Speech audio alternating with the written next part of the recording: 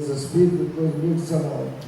Nós agradecemos a presença de todos, do nosso companheiro Ricardo Baesco, que vai falar para nós, ele tem uma conversa conosco hoje, e o tema é aspectos espirituais do comportamento antissocial. Tá? E no próximo sábado, no nosso encerramento, nós estaremos no Centro Espírita Mita Morella, o trabalhador espírita perante a si mesmo, com o orador Luiz Carlos de Rio Novo. Dando sequência ao nosso trabalho, nós temos também todos os domingos, de 8 às 8h30, na rádio 101.9, na rádio Sertaneja FM, o programa Momento Espírita da AME, tá, companheiros? Que é muito boas mensagens que os nossos companheiros gravam nesse programa. E nós vamos dando sequência, convidando os nossos companheiros para que nós possamos, neste momento, acalmar os nossos corações, elevar os nossos pensamentos a Deus, nosso Pai, agradecendo a Ele por esta oportunidade na tarde de hoje, a Jesus, o nosso Mestre, e os amigos espirituais, que possam, neste momento, nos envolver, e que nós possamos, agradecidos por essa oportunidade, estarmos sempre prontos aos trabalhos dos ensinamentos do nosso Mestre Jesus, em todos os momentos do nosso caminho. Agradecidos por tudo, Senhor Jesus, nós pedimos permissão para interromper o nosso momento de prece e dar por iniciado o seminário da tarde de hoje. Que assim seja. Com a palavra, nosso companheiro Ricardo Reis. Muita paz, meus amigos, para todos nós. Eu quero agradecer o convite sempre tão afetuoso dos amigos do Movimento Espírita de Cataguás e dizer da minha alegria de poder participar com vocês de mais uma reflexão espírita. Nós faremos uma exposição de mais ou menos 1h15, daremos um intervalo para a hidratação e depois a gente retorna com a participação de vocês, as perguntas, os comentários, já que o seminário ele tem essa dinâmica, é uma oportunidade da gente interagir uns com os outros e a gente poder apresentar as nossas ideias, os nossos questionamentos e todos saímos enriquecidos. Criminalidade, violência, crueldade, delinquência, são questões que estão intimamente relacionadas à vida de todos nós. Em pesquisas de opinião pública, quando se indaga em relação às grandes preocupações do homem contemporâneo, verifica-se que segurança está sempre entre as 3 maiores preocupações. A Organização Mundial de Saúde passou a considerar a violência como um problema de saúde pública, porque a violência é a principal causa de morte na faixa etária dos 15 aos 45 anos. Nós espíritas temos o que contribuir numa reflexão a respeito desse tema. Procurando então essa contribuição espírita, nós fomos buscar na obra de Allan Kardec elementos apresentados pelo codificador que possam nos ajudar a entender melhor esse tema. E nós vamos trabalhá-los a partir de 2 subtemas: as sementes do pecado, ou seja, que fatores são responsáveis pela criminalidade humana, e a seguir, os cuidados com o pecador, como nós, que nos consideramos pessoas de bem, devemos agir em relação a esses indivíduos. Examinando inicialmente as sementes do pecado,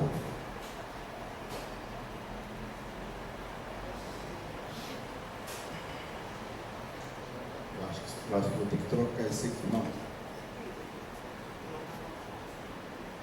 Está faltando aqui.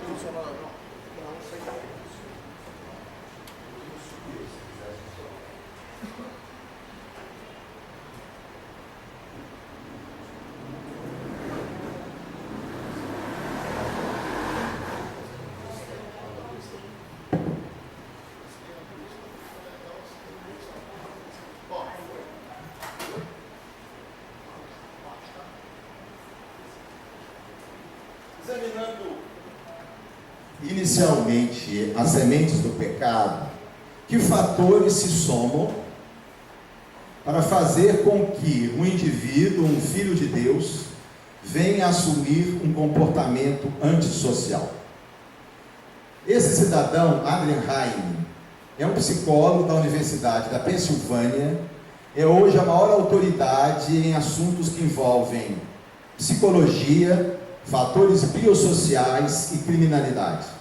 Há 35 anos ele estuda esse tema, com mais de uma centena de trabalhos científicos publicados. Recentemente ele publicou uma obra denominada Anatomia da Violência, que ele sintetiza 35 anos de estudo nessa área. Logo na introdução do livro, o professor Heine vai dizer o seguinte: os processos que moldam a criminalidade são extremamente complexos. Não existem explicações convenientes e que se ajustem a todos os casos. Corajosa a posição desse pesquisador.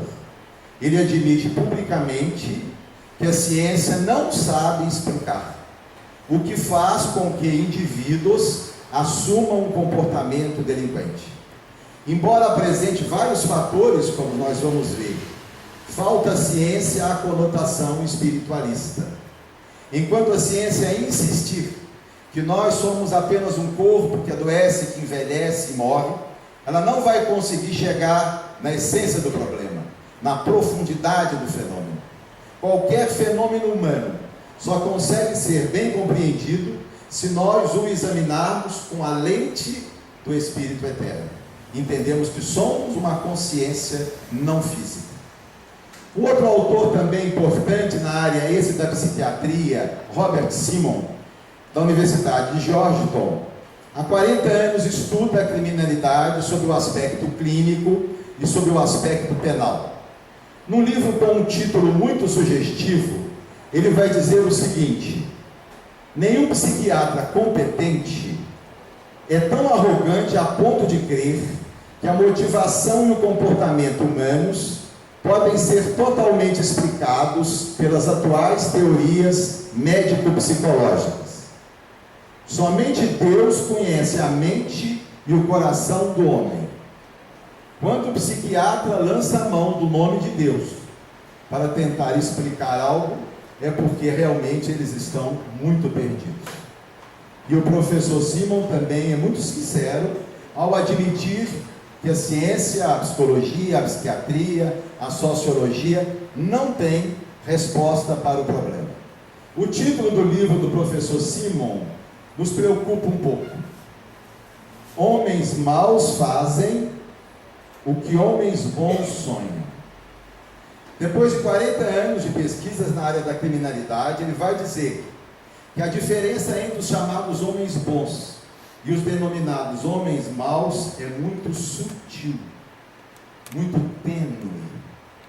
Os homens bons, que somos nós, em tese, possuímos desejos, inclinações, tendências muito semelhantes a dos grandes criminosos. A grande diferença entre eles e nós, segundo o professor Simon, é o autocontrole. Nós freamos essas tendências. Nós impedimos que esses desejos e essas inclinações se manifestem. Mas nós as possuímos. O Instituto Gallup foi entrevistar estudantes norte-americanos em várias universidades e verificou 90% desses estudantes disseram que tiveram muita vontade de matar alguém no último ano. E 35% deles confessaram que cometeriam estupro se tivessem certeza de que não seriam descobertos. Portanto, essas tendências, essas inclinações nefastas estão ainda muito próximas de nós. Me lembro uma entrevista recente do Dalai Lama, publicada no New York Times, quando ele disse assim: eu sinto desejos perto de uma moça bonita, mas quando me dou conta disso, digo a mim mesmo: você é um monge, e o desejo desaparece. Chico, na sua mineirice, disse certa feita: ladrão é qualquer um de nós que foi pego pela polícia. Em outras palavras, muitos de nós estamos inseridos em comportamento antissocial, sutil, delicado, mais real, mais concreto. E não somos taxados como ladrões, simplesmente porque não fomos descobertos. Joana de Ângeles, no livrinho Vida Feliz, sintetiza esse pensamento de forma poética, dizendo assim: você não é melhor nem pior do que ninguém. A diferença entre você e os outros não está naquilo que você é, está naquilo que você faz. São as nossas ações, muito mais as nossas inclinações, é que vão responder por aquilo que nós tornamos. Porque essas inclinações ainda estão muito fortes em nós. E se nós não estamos hoje inseridos em um comportamento antissocial, seguramente estivemos no passado. E ninguém pode garantir que não venhamos a estar no futuro. Nós então temos que examinar as sementes do pecado, as causas da criminalidade, da forma mais ampla possível. E nós vamos nos valer aqui de uma proposta de psiquiatras espíritas que se reuniram em Goiânia em 1990. Ao final desse encontro apresentaram um documento e logo nos primeiros parágrafos eles definem o homem da seguinte forma: o homem deve ser visto como um ser bio, psico, sócio e espiritual. O homem, na medida que configura um espírito encarnado, ao se submeter à encarnação, na verdade ele está sob profundas influências psíquicas, sociais e orgânicas. O homem é bio, porque enquanto encarnado, pensa, sente e age através de um cérebro. E depende da integridade desse cérebro para que seu pensamento se exteriorize de forma adequada. Ele é psico porque tem uma mente como um fluxo de experiências subjetivas, onde estão contidos os pensamentos, os sentimentos e as emoções. O homem é sócio, porque ninguém existe sozinho. E retratamos em nossos atos a criação, a sociedade, a cultura, a história em que vivemos. E finalmente o homem é espírito, porque na sua natureza essencial é uma consciência não física, que traz a sua história, as suas facilidades, as suas dificuldades, as suas virtudes, os seus equívocos. Nós então vamos buscar fatores que explicam a criminalidade em elementos biológicos, em elementos sociais, em elementos psicoespirituais. Examinando a princípio os fatores biológicos, esta é uma questão que nós espíritas temos examinado pouco. Até que ponto o espírito, ao se submeter aos fluidos da matéria, se rende a ela, se influencia a ela, se atormenta pela condição da corporeidade. Allan Kardec chegou a mostrar isso em vários momentos de sua obra. Logo na introdução do Livro dos Espíritos, no item 6, Kardec vai dizer: o espírito encarnado está sob a influência da matéria. O espírito encarnado difere substancialmente do desencarnado, porque não tem esse cérebro, esse corpo, que cerceia as suas emoções, que controla as suas percepções, e que muitas vezes impede, como vamos ver, a exteriorização de um pensamento adequado. Ainda no Livro dos Espíritos, Kardec vai dizer: a matéria é o liame que escraviza o espírito. Eu acho que nenhum de nós parou para pensar que nós, enquanto encarnados, somos escravos de um cérebro, porque é através dele que nós nos manifestamos.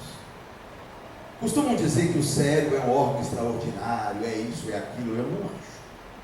Eu acho o cérebro um grande abacaxi. Cerceia as nossas percepções, limita as nossas ações. Querem exemplos? Podemos começar com a memória. Quem somos nós? De onde viemos? Com quem vivemos? Minha gente, nós somos seres desmemoriados. Vivemos milhares de experiências corpóreas, desenvolvemos milhares de experiências na dimensão espiritual, e o que é que nós nos lembramos delas? Nada. Por quê? Porque o cérebro não tem essas experiências registradas. Enquanto encarnados, nós dependemos do cérebro para lembrar, para recordar, para sentir. As nossas percepções enquanto encarnados são profundamente limitadas.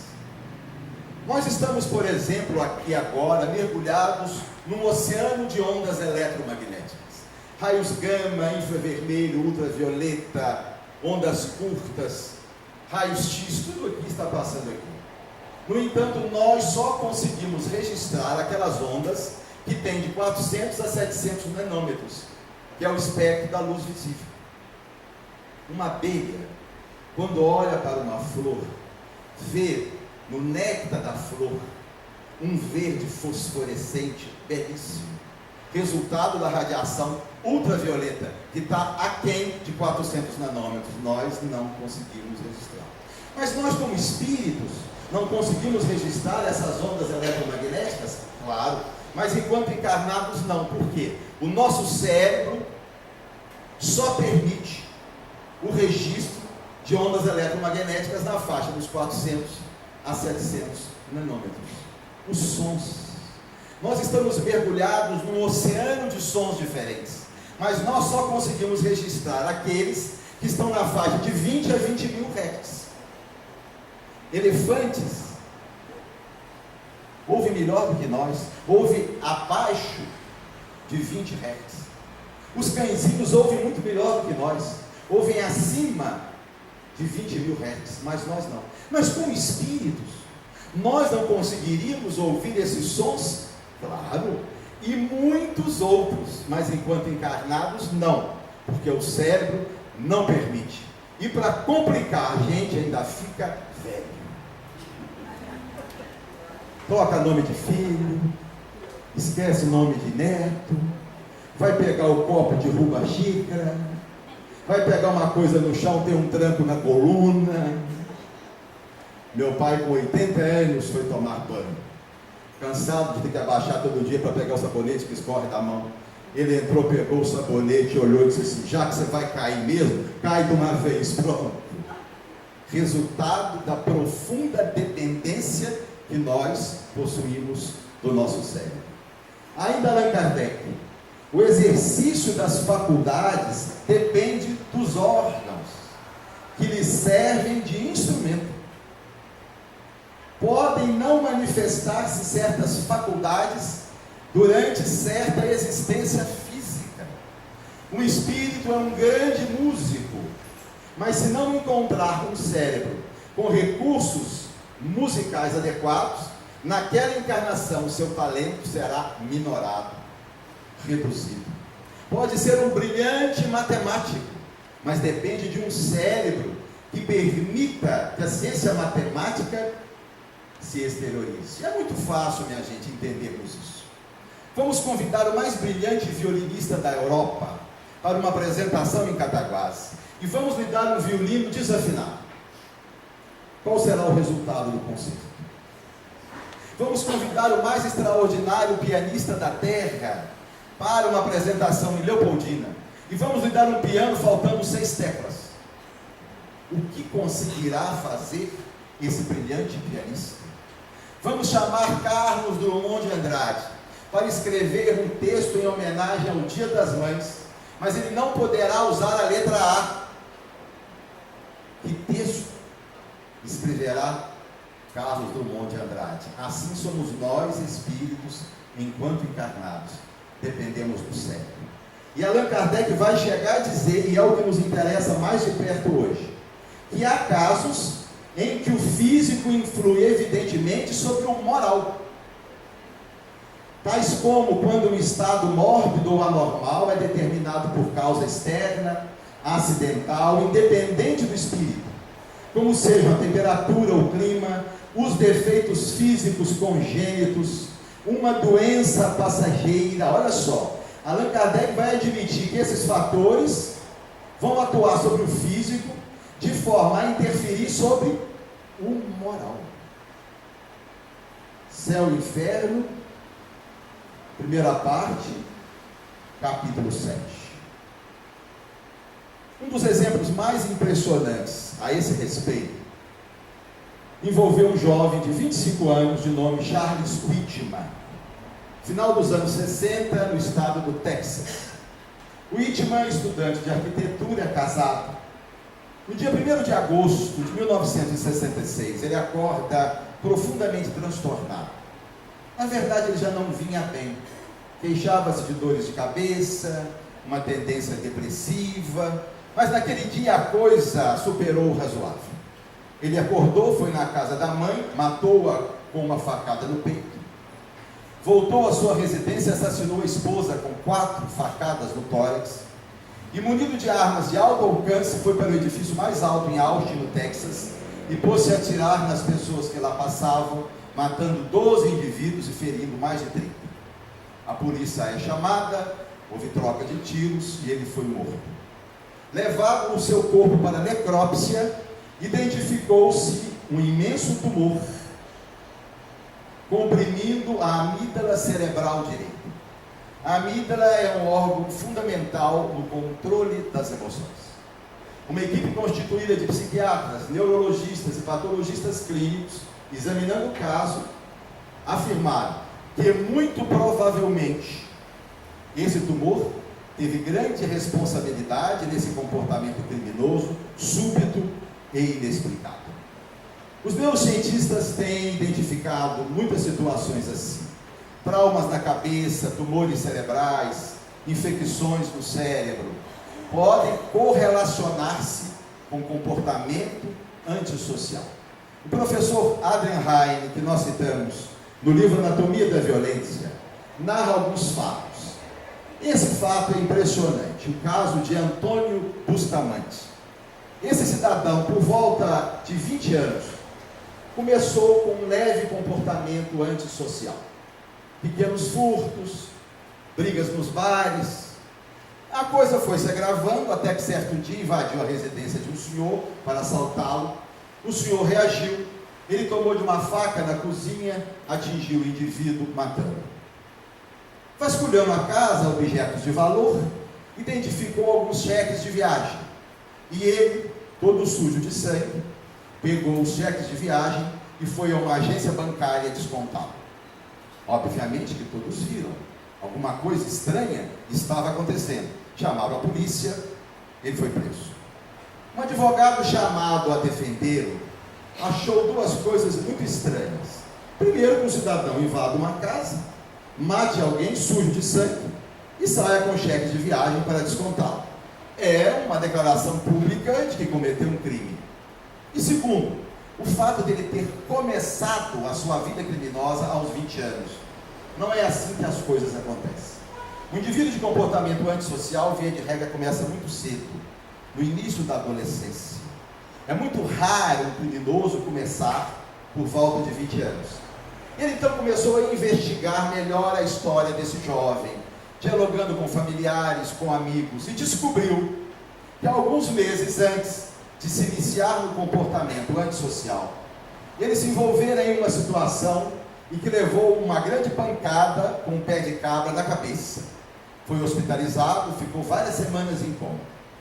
Segundo os amigos, ele começou a se enfiar nessas coisas erradas depois que saiu do hospital. E o segundo fato estranho era esse: ele demonstrar um comportamento anormal, de sujar-se de sangue e ir até o banco. O advogado então conhecia o professor Adrian Heine, que vinha fazendo exames de PET scan no cérebro de grandes criminosos, tentando identificar lesões cerebrais e correlacioná-las com o crime. O PET scan é um exame mais sofisticado que a ressonância nuclear magnética, que fotografa as áreas do cérebro mais ativas, de melhor funcionamento. Ele marca em vermelho as regiões mais ativas no cérebro de cada indivíduo. E o Dr. Adrian Heine achou o caso de Bustamante curioso e resolveu submetê-lo a um PET scan. Olhem só o resultado. Aqui está um PET normal. Olhem a região aqui do pré-frontal, região mais nobre do cérebro. Olhem o pré-frontal do Bustamante, não há região vermelha. Olha a diferença. Ou seja, ele tinha o pré-frontal totalmente danificado. O pré-frontal é a região mais nobre do cérebro, sede da consciência, do juízo, da responsabilidade.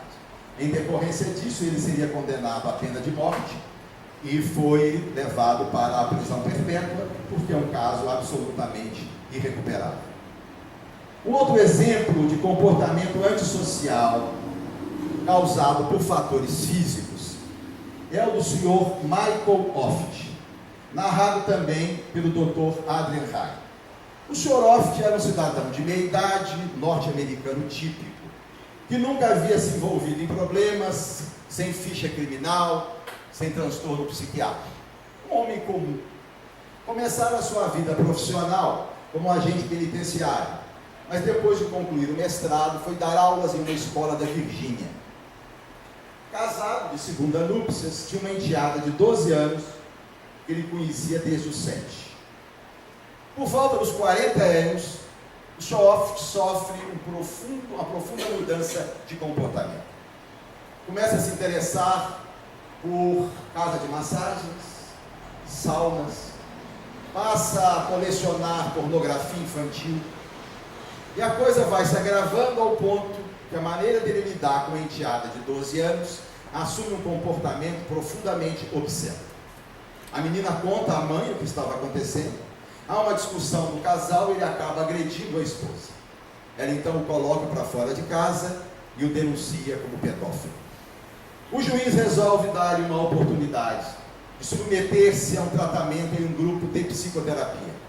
Mas mesmo frequentando o grupo, seu comportamento ia se agravando cada vez mais. Provocava a psicóloga, se insinuava com as funcionárias do grupo, e a equipe decidiu devolvê-lo ao juiz, porque seria impossível a sua permanência naquela equipe.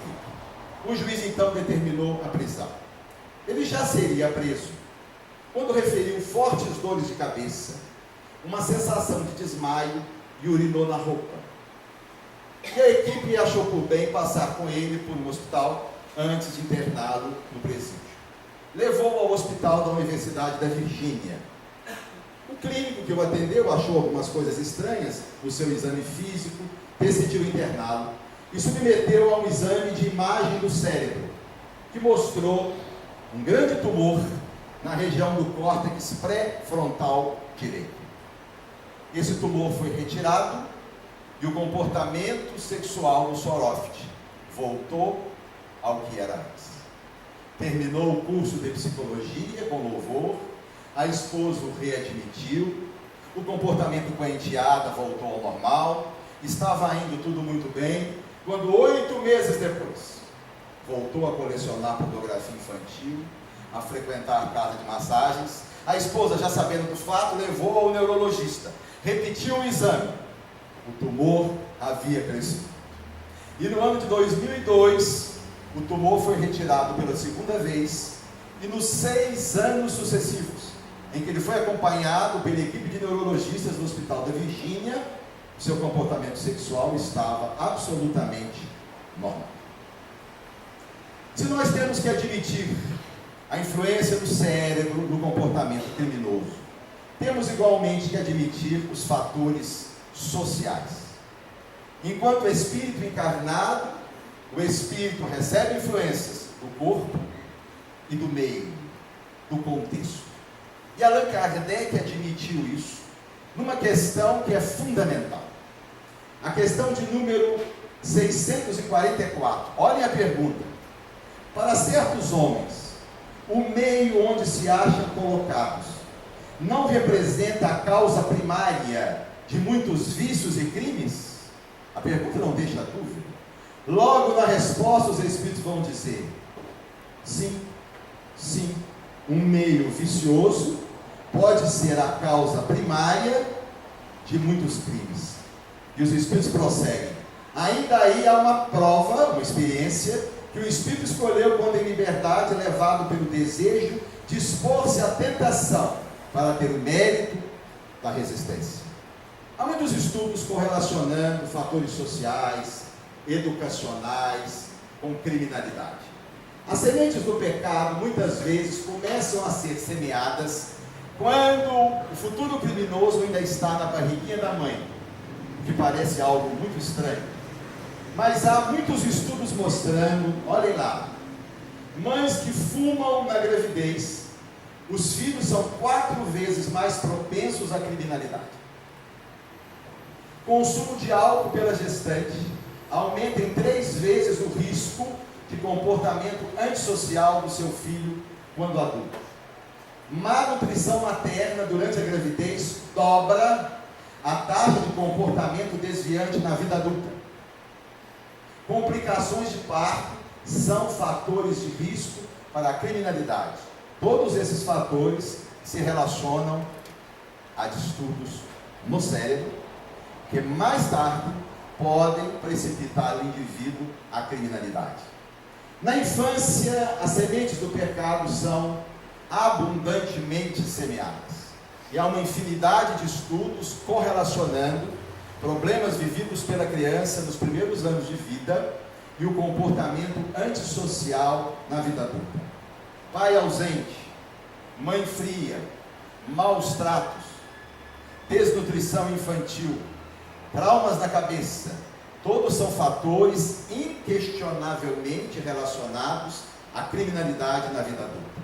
Do ponto de vista, esse estudo foi feito pelo Dr. Adenheim para mostrar como uma intervenção precoce em crianças pode mudar a sua história social no futuro.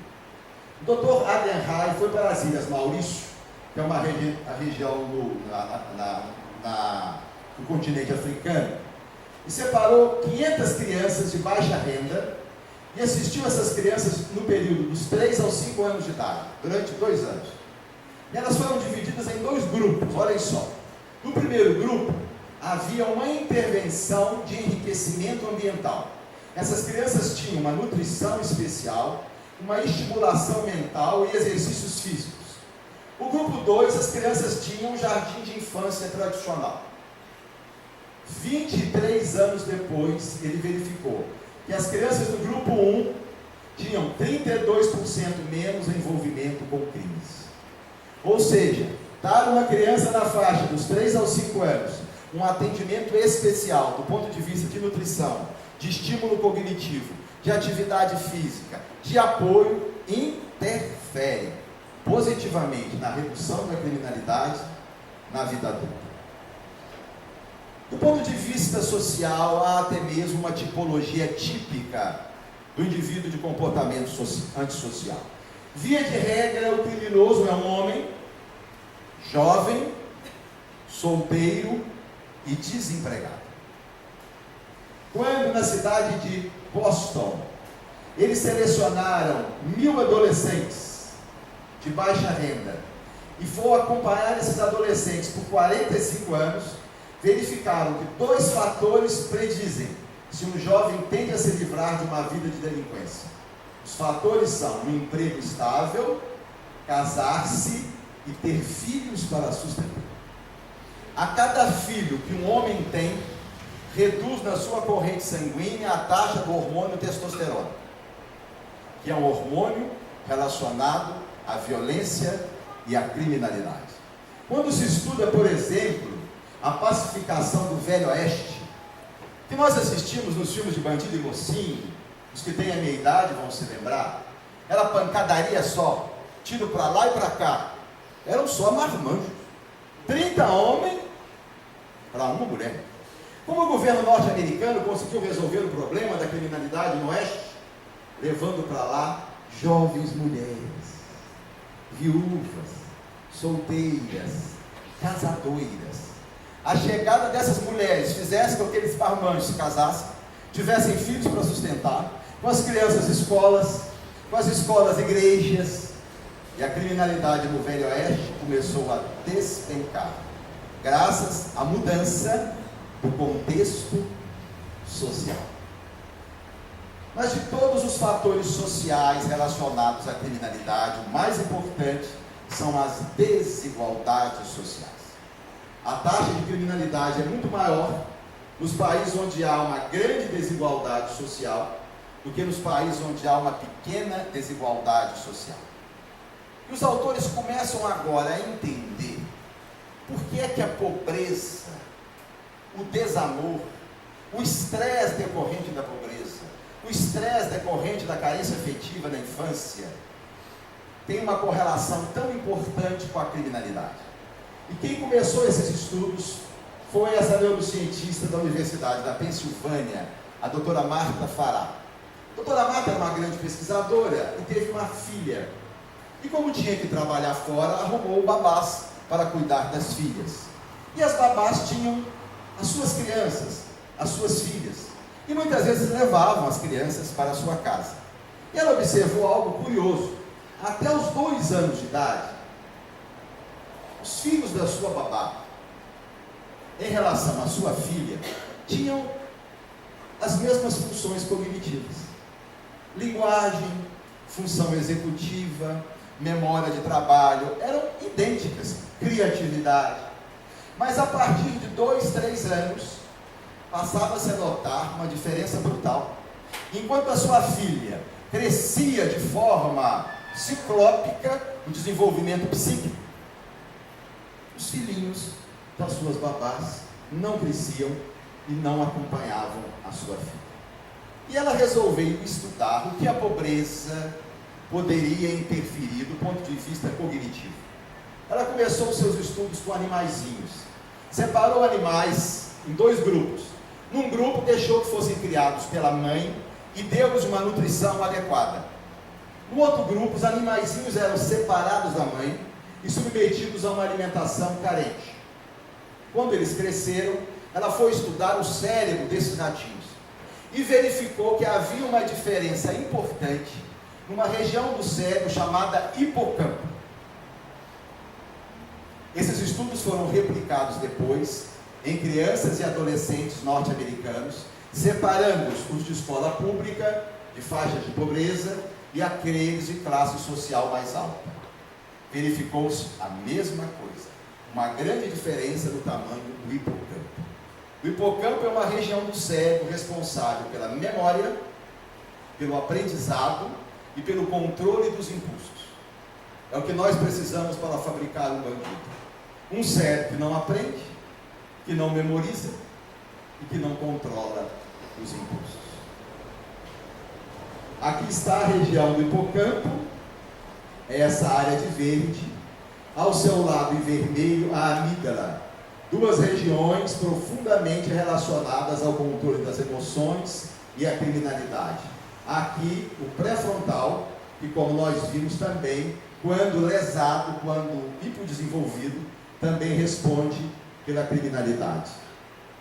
O entorno do indivíduo, a sua vizinhança, de alguma forma pode interferir no comportamento intelectual e criminoso no futuro? Os estudos mostram que sim. Olhem só o que os pesquisadores verificaram. Morar por tempo prolongado em um bairro desfavorecido reduziu em 4 pontos o QI verbal das crianças. E esse estudo foi impressionante. Se 4 dias antes de um teste ocorreu um homicídio na quadra em que a criança mora, isso reduziu a sua pontuação em leitura em quase 10 pontos. Ou seja, se você é uma criança ou uma adolescente, vai fazer uma prova na escola, e até 4 dias antes da prova, alguém é assassinado no seu bairro, o seu resultado naquela prova será 10% pior do que dos seus colegas. Multipliquem isso, mês após mês, ano após ano, e nós vamos ver lá na frente o resultado de um ambiente desfavorecido socialmente. Mas de todos os fatores sociais, aquele que parece estar mais diretamente implicado à criminalidade é a inveja. Os estudiosos têm mostrado que as desigualdades sociais trabalham de forma perversa essa grande imperfeição humana. E é curioso notarmos que Allan Kardec já havia admitido isso. Quando estudava a influência dos espíritos em nossa vida, lá na questão 465, há um momento em que Kardec pergunta assim: por que os espíritos maus se comprazem em nos fazer sofrer? Os benfeitores disseram: eles querem que você sofra como eles sofrem. Eu acredito Kardec achou a resposta algo estranha, tanto que na seguinte, na 65A, ele volta à carga e indaga: mas o fato de nós sofrermos diminui o sofrimento deles? Os espíritos responderam: não, eles fazem isso por inveja, não toleram a felicidade de vocês. Segundo muitos sociólogos, a violência e a criminalidade não são uma ação, mas são uma reação, cuja ação está no sentimento de frustração, de humilhação e de despeito, quando o indivíduo se compara com o outro. Se eu não posso ser o que você é, se eu não posso ter o que você tem, se eu não posso usufruir o que você usufrui, eu tomo a força. Eu pego pela violência aquilo que, na minha maneira de ver, a sociedade me negou. Se um garoto então passa diante de um carro autônomo, de um carro novo, e inexplicavelmente risca-o com um prego, provavelmente faz movido pela inveja. Se um garoto toma o celular de outro à porta da escola e sai correndo, não se pode desconsiderar a presença da inveja. Se bandidos invadem a nossa casa e tomam o que é nosso, possivelmente a inveja. Eu nunca me esqueço, eu tinha 13 para 14 anos, morava em Juiz de Fora, na rua São Sebastião, com os meus pais, e subia a rua em direção à minha casa, quando via em direção oposta um garotinho que devia ter a mesma idade que eu. À época nós chamávamos esses meninos de garotos de rua. E quando nós cruzamos, ele enfiou a mão numa vasilha onde havia restos de comida e jogou no meu rosto. Eu levei um susto porque nós não nos conhecíamos, nós nunca tínhamos nos visto. Eu perguntei a ele: por que você fez isso? Ele voltou e disse: porque você é rico. Esse fato ficou evidente num acontecimento dramático que se deu em São Paulo há alguns anos, envolvendo um casal de adolescentes, Felipe, de 19 anos, Eliana, de 17. Dois jovens de classe média alta, amados pelos pais, que tiveram uma infância feliz, enamorados um do outro, vão passar um final de semana numa região bucólica da capital paulista. Em certo momento são identificados por 5 indivíduos. Eles são capturados por eles. Felipe é morto no primeiro dia com um tiro na nuca. Liana é ser viciada por eles por 4 dias e depois morta a facadas. Eles são identificados, são presos, e é um momento em que a delegada vai interrogar o mais jovem deles, Champinha, que tinha 16 anos na época. E quando ela pergunta: por que você fez isso? Ele respondeu: eu fiz porque eu quis. Eu não tinha nenhum motivo.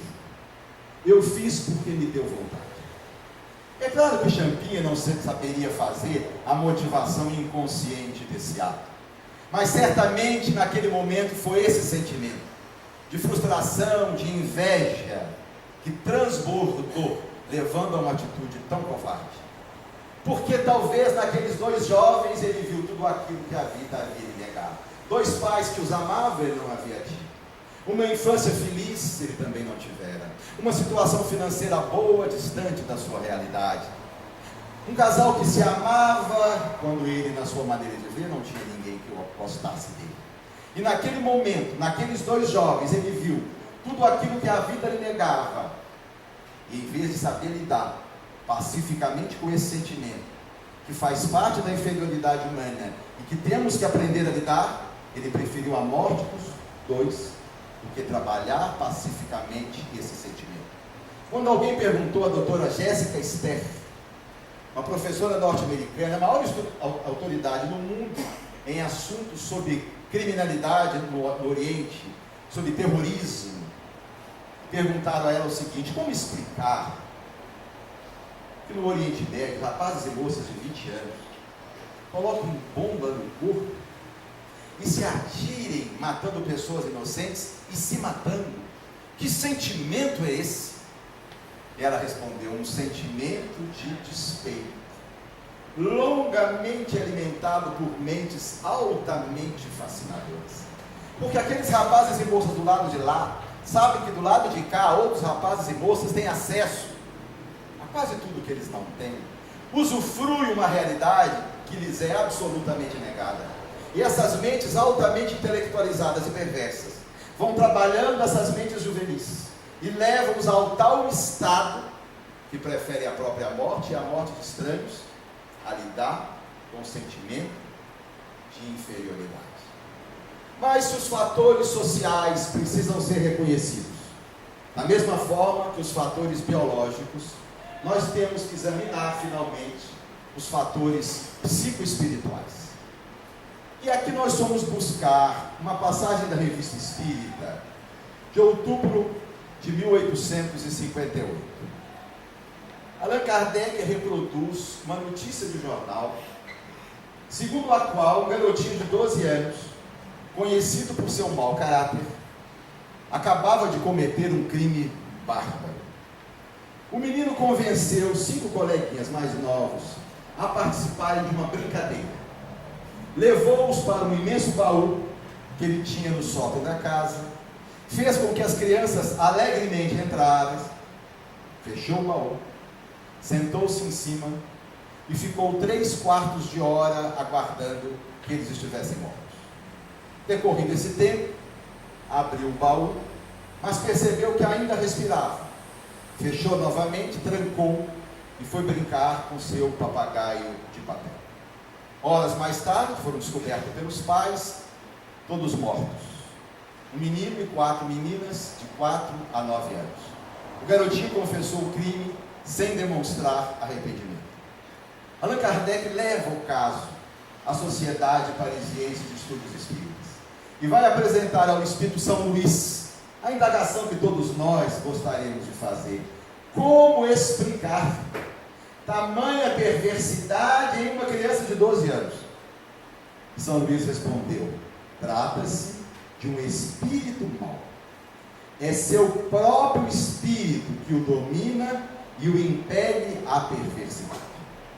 A partir daí, Allan Kardec definiu esse ponto como sendo um ponto doutrinário pacífico e foi reafirmar essa ideia em vários momentos de sua obra.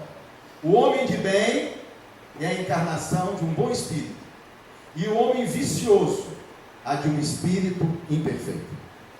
Tendo um homem o instinto do assassínio, seu próprio espírito é quem possui esse instinto. Em síntese, ao reencarnar, nós herdamos tendências, não herdamos qualidades. As tendências existem, estão presentes, e vamos encontrá-las no cérebro, nos genes que herdamos dos pais, na influência do meio, da família, do contexto. Tendências, inclinações, predisposições, qualidades não. As qualidades são os valores morais, e estes são o espírito encarnado.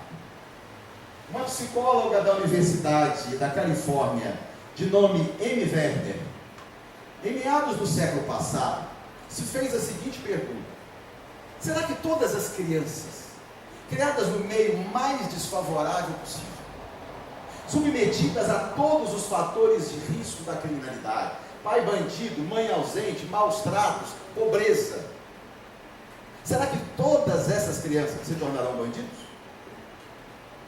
E ela foi para uma ilha do Havaí, selecionou 700 crianças que estavam inseridas nesse contexto de fatores de risco sociais para a criminalidade. E foi acompanhar essas crianças durante muitos anos. O resultado do seu estudo publicado foi esse: 1/3 das crianças, geradas no pior ambiente possível, com a genética mais desfavorável possível, se tornaram pessoas de bem. E o que dizermos, minha gente, do crime do colarinho branco? Pode porventura existir crime mais covarde? Do bandido que não suja as mãos de sangue, mas vai tramá-lo nas salas confortáveis das grandes empresas, dos bancos e do Congresso? Quais os fatores de risco para o crime do colarinho branco? Não existem. Criminalidade na família, traumas na cabeça, tumores cerebrais, lesões do hipocampo, na amígdala, no pré-frontal, não há. Pobreza, abandono da mãe, frieza do pai, não há. Não existem fatores de risco para o crime do colarinho branco. E porventura existe crime mais cruel, mais devastador, de consequências tão dramáticas. O homem mau é a encarnação de um mau espírito. E como nós vamos lidar com relação a eles? Já passando para a nossa segunda fase. Os cuidados com o pecador. Allan Kardec vai examinar o tema mais especificamente em uma mensagem mediúnica que ele insere no capítulo 11 do Evangelho segundo o Espiritismo. Essa mensagem se chama Caridade com os Criminosos. Examinando atentamente essa mensagem, nós podemos apresentar 4 atitudes que nós podemos e devemos direcionar em relação àqueles filhos de Deus que têm feito a opção pelo mal. A primeira atitude deve ser uma atitude limitadora de danos. Se o indivíduo ainda não está em condições de conviver em sociedade, deve ser afastado da sociedade, até que demonstre sinais de melhoramento. O afastamento do indivíduo da sociedade tem dupla finalidade. Primeiro, impedir que ele continue a sua ação daninha, lesando outros indivíduos que procuram agir de forma correta. E segundo, poupar a ele próprio de um agravamento espiritual, de sua condição espiritual, agravando o seu cargo.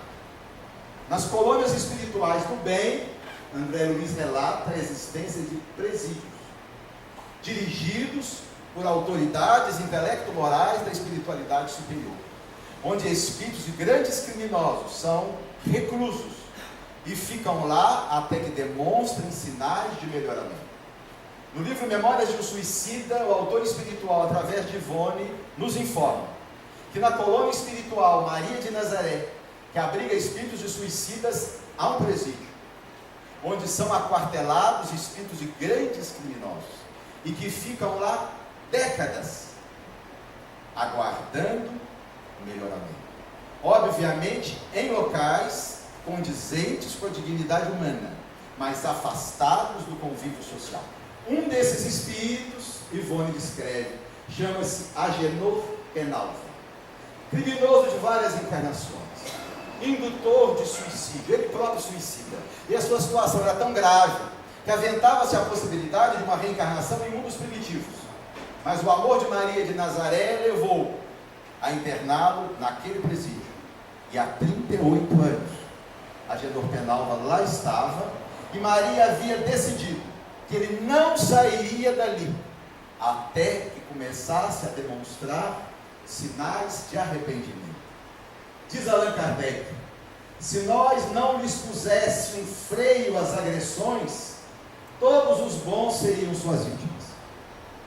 Confiante na impunidade, retardaria seu avanço. Portanto, nós temos que admitir, segundo o pensamento kardeciano, que na limitação de danos, muitas vezes será necessária, sim, a reclusão do espírito criminoso. A segunda atitude deve ser compassiva. Olhem só o que disse Santo Agostinho no Livro dos Espíritos: a justiça não exclui a bondade. Irmã Rosália no Evangelho: jamais tratem com desprezo o vosso semelhante. Porque 2 erros, minha gente, não fazem um acerto. Se nós o tratarmos da mesma forma que ele vem tratando a sociedade, nós nos igualamos a eles e perdemos a condição moral de reprimi-lo e de corrigi-lo. Foi isso que Jesus quis dizer quando nos recomendava oferecer a outra face, quando tivermos uma face agredida. Jamais Jesus propôs uma leniência com o mal, mesmo porque permitir que o mal prospere e nada contribui na solução do problema. O que Jesus queria dizer é que a nossa ação ante aquele que agride não pode ser equivalente a dele, ou então perdemos a condição de corrigi-lo. No Evangelho segundo o Espiritismo, Allan Kardec vai dizer, olha que coisa notável, a autoridade legítima só é aquela que se apoia no exemplo que dá do bem. Nós só podemos corrigir alguém adequadamente se pautarmos as nossas atitudes em valores éticos. Eu me lembro que há muitos anos, o nosso confrade José Passini, lá de Juiz de Fora, uma pessoa muito querida, que muitos de vocês conhecem, foi alçado à condição de reitor da Universidade Federal de Juiz de Fora. Naquela época, Nelson Lugon Borges de Matos, companheiro do movimento espírita, hoje desencarnado, uma conversa muito amistosa com Passini, voltou e provocou, dizendo assim: mas Passini, para que você foi se meter nesse negócio de reitoria, Passini? Você é uma pessoa plenamente realizada na sua vida profissional, familiar, espírita. Para que entrar em política universitária, Passini? Ele então voltou e deu uma lição extraordinária e disse assim: Nelson, eu estou cansado de ser mandado por quem é pior que eu. Eu estou cansado de ser mandado por quem é pior que eu. Nos mundos de prova e expiação, essa é uma das provas. Sermos mandados por pessoas que são piores que nós. E é por isso que as coisas não dão certo. Porque aqueles que assumem os altos cargos são os primeiros a denegri-los por atitudes equivocadas e inconvenientes. Mas quando nós propomos, seguindo o texto, a caridade com os criminosos, uma atitude compassiva, sejamos realistas. Na fase evolutiva em que nós nos encontramos, essa atitude jamais será revestida de doçura, de ternura ou de encantamento. Isso não é possível. E Allan Kardec mostrou isso no capítulo 12 do Evangelho: amar aos inimigos. Kardec explicou: amar os inimigos não é ter para com ele a mesma ternura que temos para com um amigo. Isso é materialmente impossível.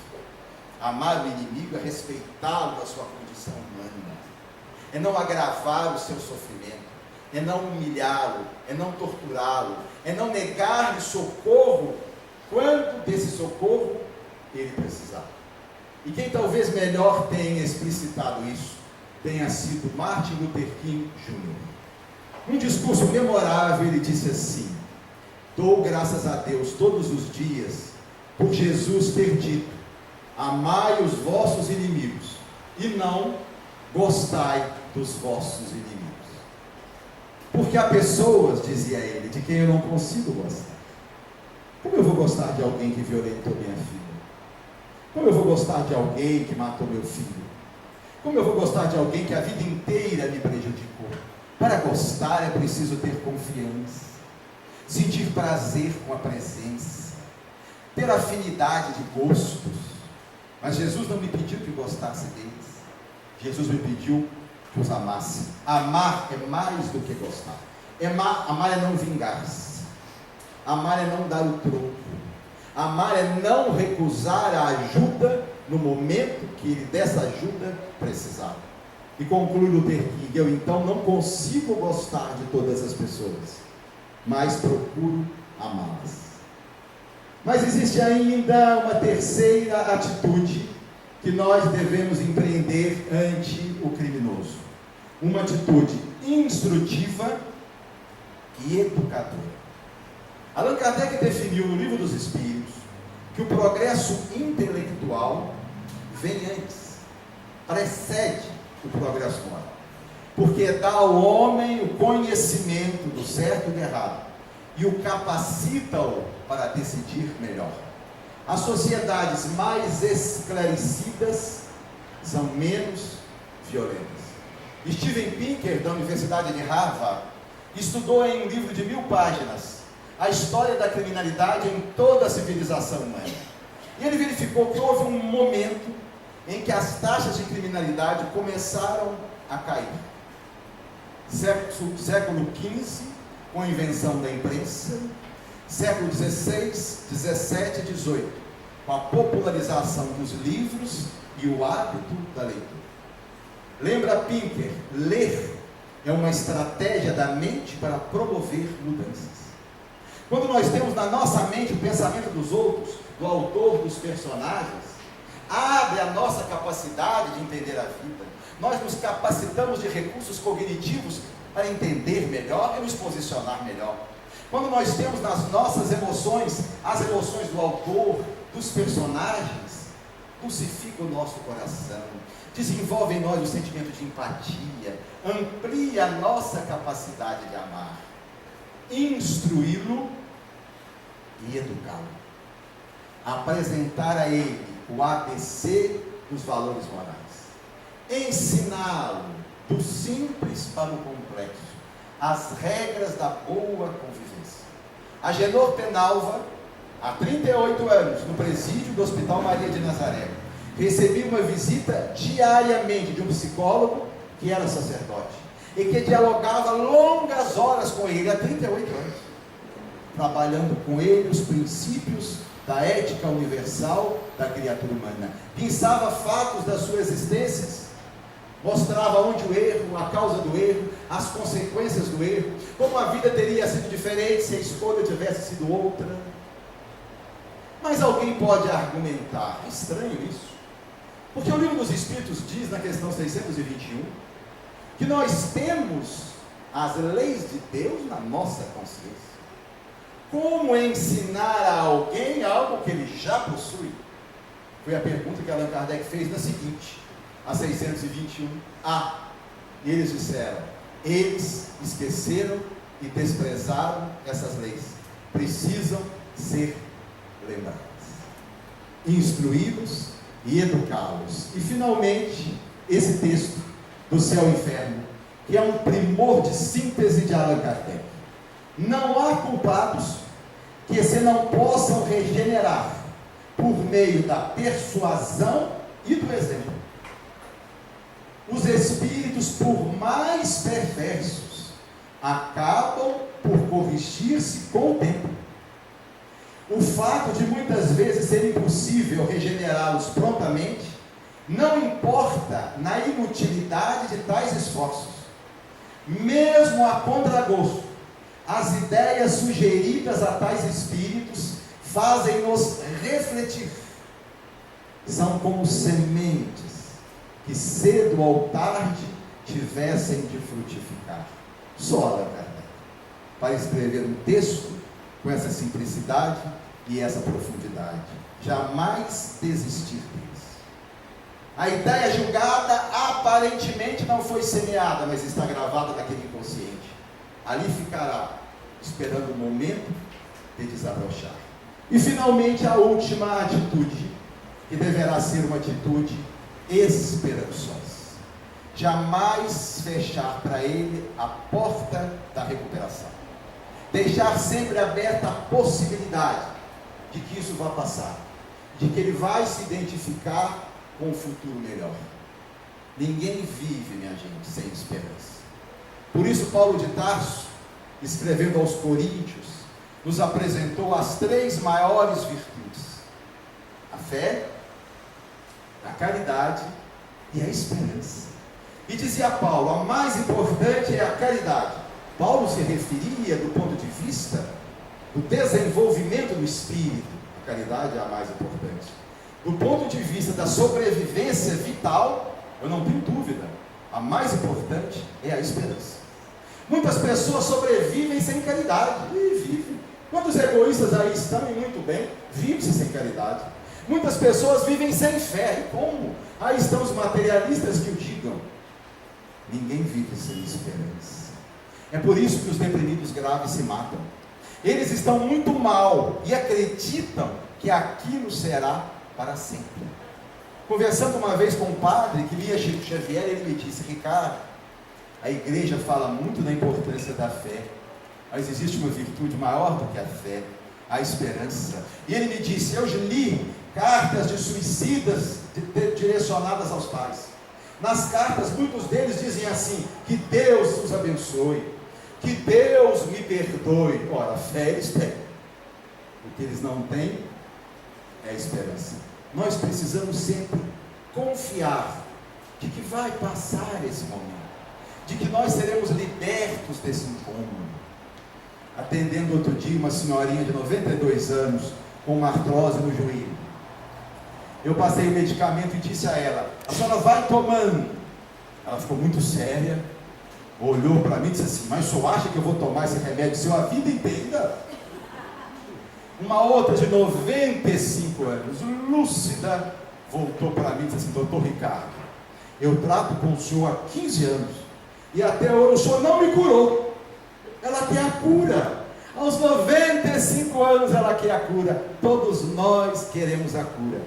Nós queremos sempre manter aberta a possibilidade de um dia melhor. Porque se vocês observarem, em qualquer momento da nossa vida, nós estamos esperando alguma coisa. Trabalhamos a semana inteira esperando o quê? O domingo. Não, mas no domingo, né? Eu vou ao clube, eu vou tomar meu chopp, eu vou jogar meu futebol. Trabalhamos o ano inteiro programando o quê? As férias, mas nas minhas férias eu vou fazer, eu vou acontecer. Trabalhamos a vida inteira, principalmente se for médico e professor, sonhando com o quê? A aposentadoria. Se eu sou pré-adolescente, estou esperando os 18 anos. Na minha época a gente esperava os 18 anos para fazer 3 coisas: tirar a carteira de motorista, votar e entrar em cinema e em filmes proibidos. Aí chegamos aos 18 anos, começamos a esperar a universidade. Entramos nas universidades, já estamos esperando o quê? O fim do curso. Oh meu Deus, que vida dura! Ônibus para a universidade, restaurante universitário. Eu dizia para os meus alunos na época que eu lecionava lá na faculdade de medicina: vocês só aguentam esses 6 anos porque sabem o que vai passar. Porque se eu dissesse para vocês, vai ser assim a vida inteira, dava um tiro na cabeça.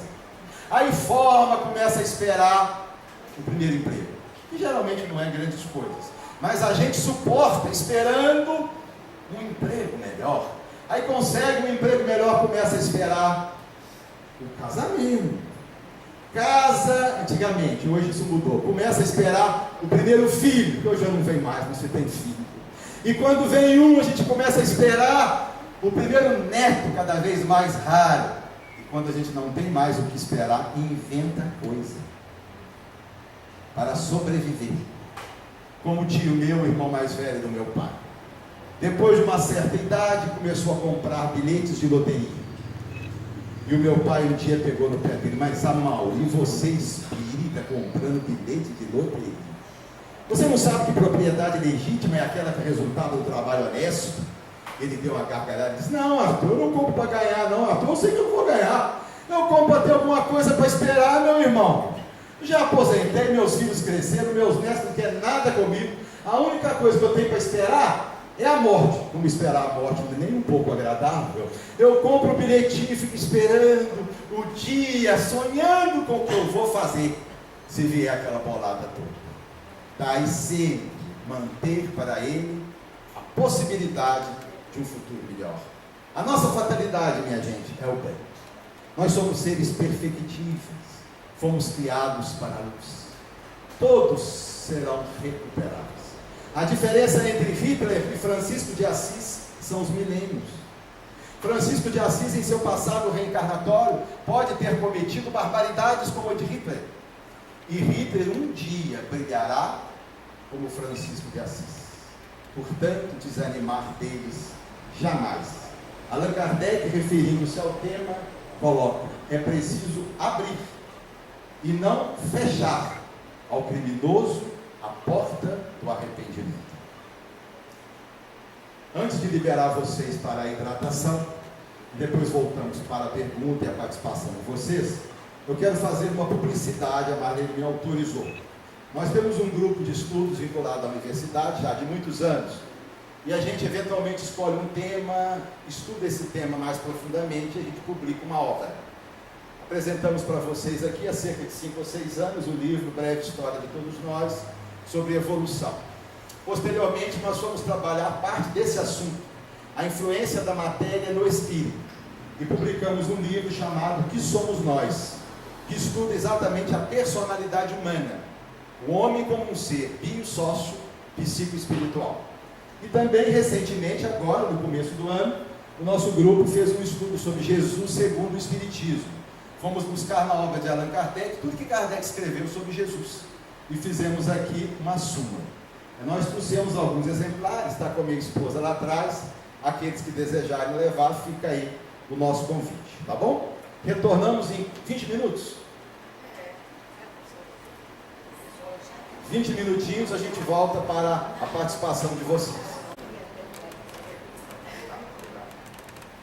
O comentário que fizeram embaixo comigo é o seguinte: você colocou aí, no princípio, parecer científico, de um pesquisador, dizendo que a influência do organismo nos comportamentos antissocial, por exemplo, uma queda, tumor, o processo congênito e tal. E aí a pessoa questionou, mas e o espírito? Será que esse tumor que vem através de uma queda de acidente qualquer, ele não seria uma causa de um passado delituoso desse espírito? Para não dizer que o organismo também influencia, sozinho influencia? Sim. Na verdade, a gente aprende que toda doença provém do espírito. O espírito é sempre o construtor daquilo que se dá com ele. Quando a ciência diz que o tumor causa a loucura, de que o tumor causa uma perturbação antissocial, a ciência está avaliando só um efeito imediato de algo que ela identifica ali. Ela não busca as raízes profundas do problema. Nós espíritas vamos procurar entender o que se deu antes, o que levou a esse tumor, o comprometimento anterior do espírito, o nível de pensamento que ele vem cultivando hoje. Tudo isso vai se somar, permitindo com que o tumor apareça, e uma manifestação do tumor poderia ser o comportamento antissocial. Agora, a gente nunca vai ter certeza se todo indivíduo que tiver aquele tumor vai ter o mesmo comportamento antissocial. Ainda que a gente tem que entender que, mesmo tendo que considerar a presença do tumor, há um espírito ali. Há um espírito ali. E que talvez um outro indivíduo com o tumor no mesmo local tivesse outro tipo de perturbação. E não aquela de sair assassinando, de matando ou coisa equivalente. Porque os próprios cientistas, eles relacionam causa e efeito. Ora, o Schoft tinha um comportamento normal, veio um comportamento pedofílico, resolveu com a retirada do tumor, o tumor voltou, retornou o comportamento pedofílico, foi retirado pela segunda vez e o problema foi resolvido. Não há dúvida de que esse tumor tem responsabilidade. No entanto, nós não podemos dizer que era só o tumor. Talvez outros indivíduos que tivessem esse mesmo tumor não tivessem esse comportamento. Então a gente tem que entender, um espírito, aquele espírito reencarnado com uma lesão no tumor, manifestou-se dessa forma. Em outro espírito, talvez o comportamento fosse outro. Uma depressão, uma tristeza, até mesmo um quadro de loucura não criminosa. Então, ainda aqui, a gente tem que entender que há um espírito submetido a uma lesão física e que no final das contas deu naquilo. Nós espíritos jamais podemos dizer que foi só o tumor. Nós temos que acreditar que o tumor teve responsabilidade, mas jamais dizer que foi só o tumor, porque talvez em outro espírito aquilo se desse de outra forma. Da mesma forma, 1/3 das crianças, segundo a doutora Anne Werner, que foram criadas com todos os fatores de risco, não se tornaram bandidos. Os outros 2/3 se tornaram. Ou seja, o meio influi. Mas o meio influi em certos espíritos. Espíritos que ainda não têm um total controle sobre a realidade que o serve. Você vê 1/3 dos espíritos não se deixaram vencer pelo meio e se tornaram indivíduos de bem. Inclusive Kardec coloca lá no livro dos Espíritos, a gente vai ver os Espíritos disseram, então existe influência irresistível, né? Você só não resiste porque você já traz aquelas tendências. Exatamente. Muito bem lembrado essa questão aí. Por isso a gente coloca, são fatores. A gente não coloca a causa da criminalidade, são fatores que se somam. Mas de todos eles, o mais importante é a consciência não física, é o espírito ali. Na última instância, é ele que decide. É claro que ele vai ter mais dificuldade de viver o bem se é criado no meio desfavorável. Ele vai ter mais dificuldade de viver o bem se tem lesões cerebrais, vai ter mais dificuldade. Mas não quer dizer que será fatalmente levado ao erro. como a Marlene nos lembrou. Eu, inclusive, eu tenho um neto, o cérebro dele é todo preto. A ressonância que faz, os terapeutas não conseguem entender como ele consegue desenvolver, como ele desenvolve. Entendeu? Todo lesado seria uma causa, né? Um motivo, um fator para ele ser transtornado. Né? No entanto, tranquilo, socialmente, vive muito bem, só é chato. Pega chave, pega relógio, tô sem relógio, toma relógio, entendeu? Mas ele não é agressivo. Entendeu? Adora música clássica. Tranquilo. Né? Vamos às ordens, viu, gente? Podem quebrar a timidez aí.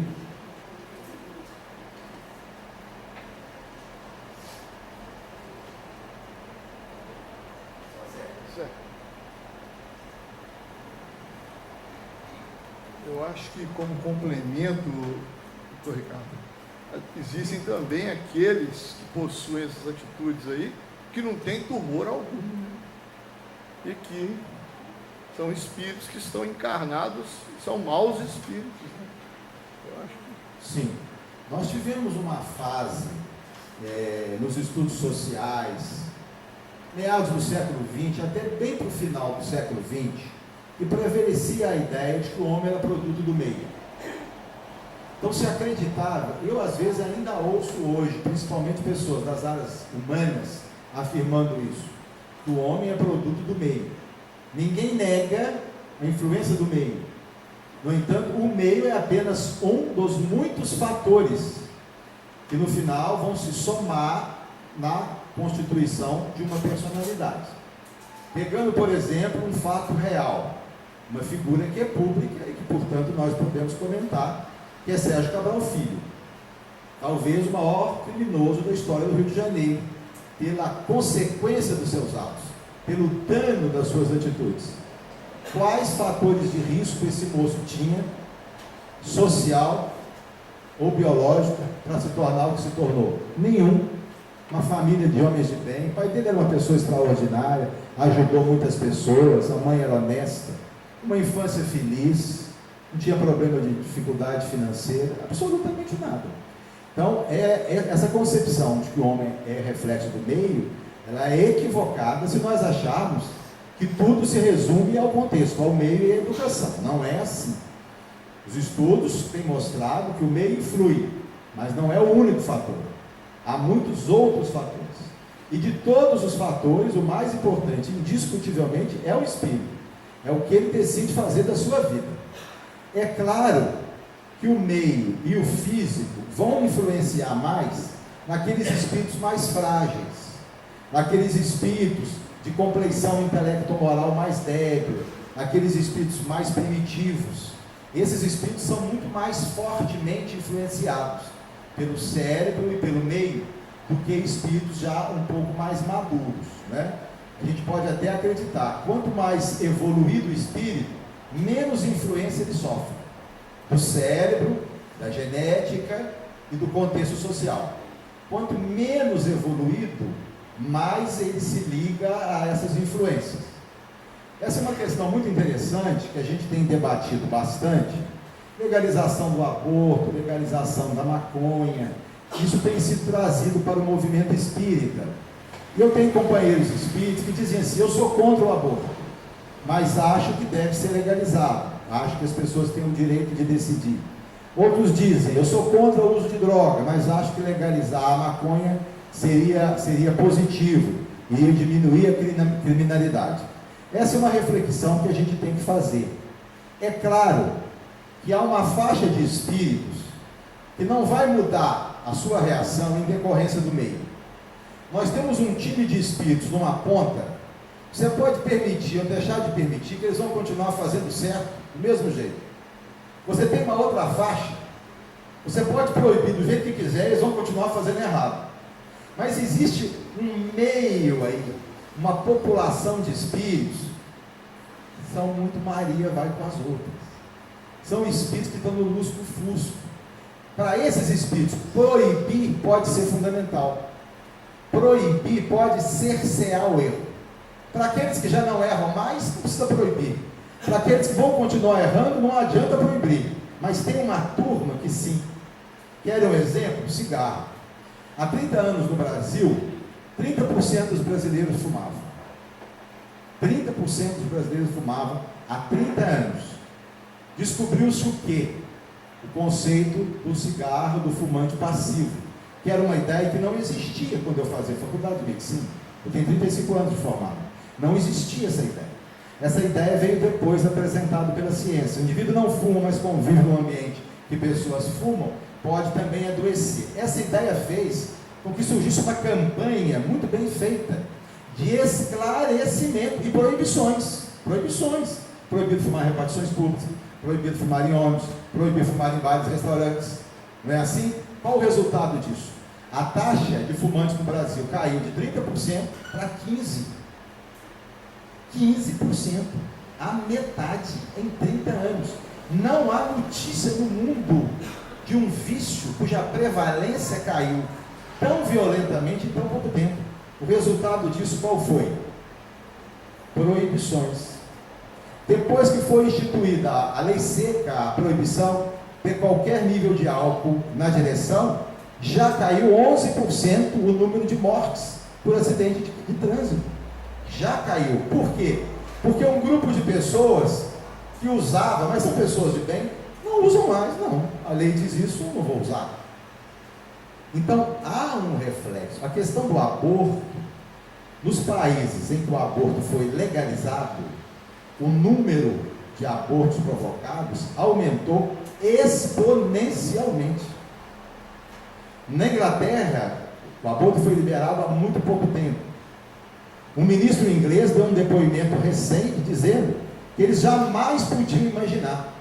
As jovens inglesas estão usando o aborto como anticoncepcional. Eu transo, se engravidar, eu tiro. Por isso que essas leis, essas regras, na fase evolutiva em que nós estamos, são fundamentais. Dia virá que nós não vamos precisar proibir, porque as leis de Deus que estão na nossa consciência vão ser de tal forma externalizadas que nós vamos agir conforme elas. No momento, infelizmente, as regras de proibição são importantes. Não para aqueles homens de bem, esses não importam. Nem para aqueles grandes criminosos, também não vão respeitar a lei, mas há uma grande multidão de espíritos, e para esses é importante sim, a coerção, a proibição e as regras.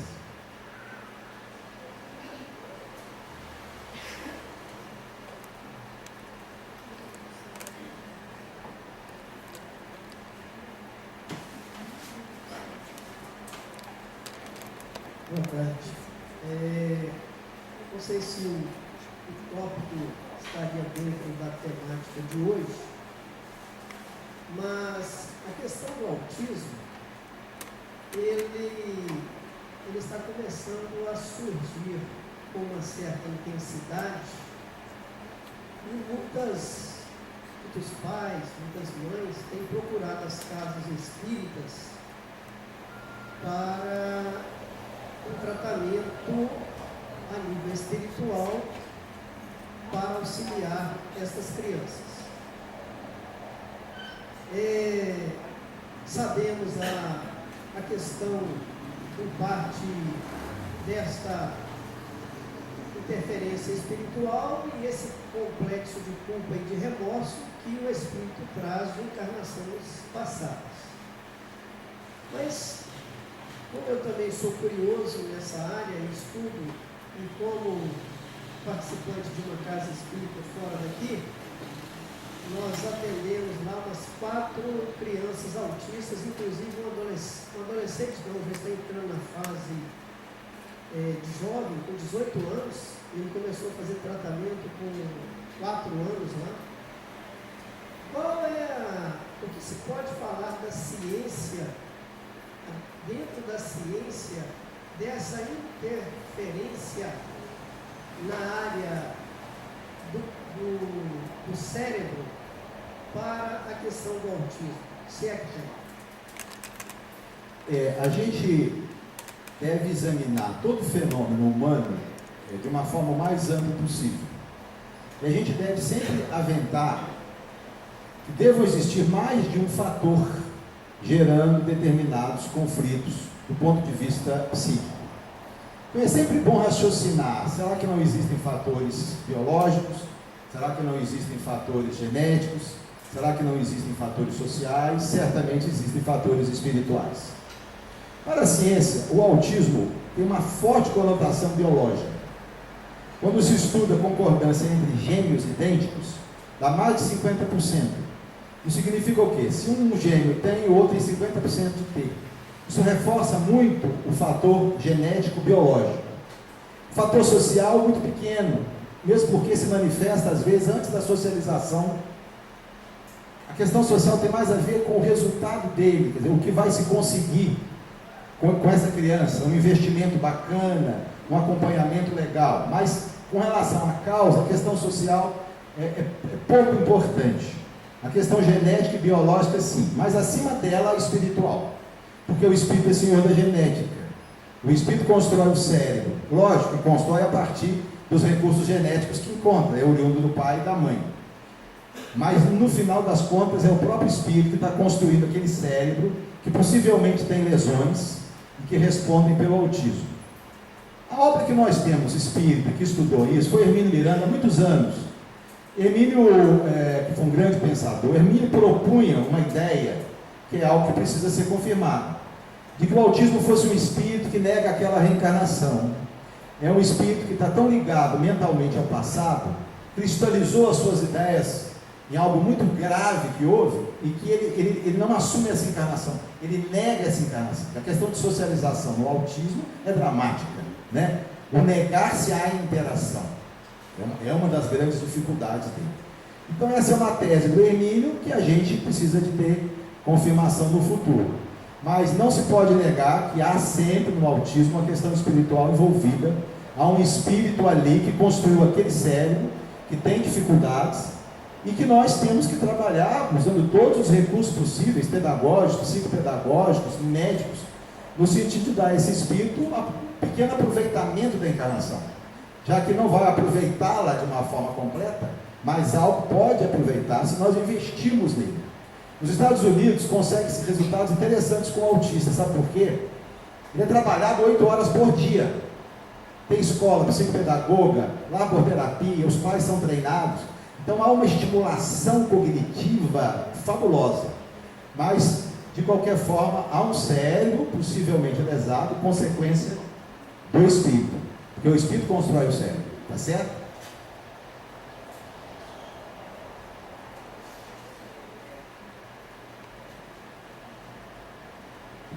Podem perguntar, gente. Vocês são tão estudiosos aqui em Cataguases, estudam tanto. Vamos mudar o assunto? Podemos? Vamos falar de dependência química. Eu também sou um pequeno estudioso de dependência química há mais de 10 anos, com especialização também. Como estava dizendo, dentro da área de alguns especialistas nesta área, a área científica, coloca-se como a questão da maconha hoje como essa tentativa de liberação, né? Como uma droga de entrada, a exemplo do que o álcool é considerado hoje, né? A nível científico. O álcool trata-se como uma droga de entrada e que a grande maioria da sociedade não considera nem o álcool nem o cigarro como droga. Quando se fala que o álcool é uma droga, muitos contestam, né? Só por falta de um conhecimento maior. Sabe-se hoje que a maconha ela está sendo tão trabalhada por aqueles que querem essa maior penetração da maconha na sociedade, que ela está se tornando hoje uma droga causadora de dependência também, devido a essa potencialização do THC e a forma de plantar e cuidar da maconha. E muitos tentam colocar a questão, porque a Anvisa permitiu a importação, né, do canabidiol para tratamentos convencionários. Então, a proibição de certa forma, como você disse, ela é importante porque ela inibe aqueles elementos naquela linha do meio, naquela linha intermediária, que se disser pode, muitos vão querer. Tá certo?